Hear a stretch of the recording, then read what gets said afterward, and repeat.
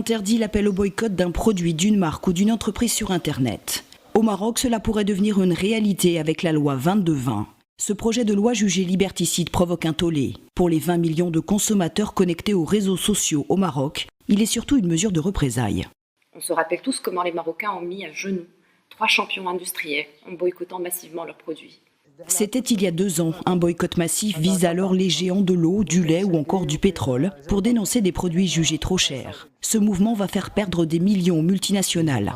Le projet de loi actuel pour interdire ces boycotts renforce le sentiment d'une collusion entre politique et industriels. C'est comme si l'avis du citoyen et du consommateur n'avait aucun poids aujourd'hui. Et ceci est d'autant plus déplorable que ce projet de loi a été passé en catimini en conseil de gouvernement le jeudi 19 mars, c'est-à-dire vraiment au pic du démarrage et de la mobilisation sur la crise du coronavirus. Autant dire que sur le plan de la gouvernance et de la confiance des Marocains, le moment est vraiment mal choisi. Le gouvernement aurait ainsi profité de la crise sanitaire pour éviter les débats. Il aurait aussi tenté de bloquer la diffusion du texte dans les médias. Mais Internet veille et un blogueur célèbre a révélé l'affaire. Le projet de loi prévoit entre 6 mois et 3 ans de prison et jusqu'à près de 5 000 € d'amende pour quiconque appelle au boycott sur Internet.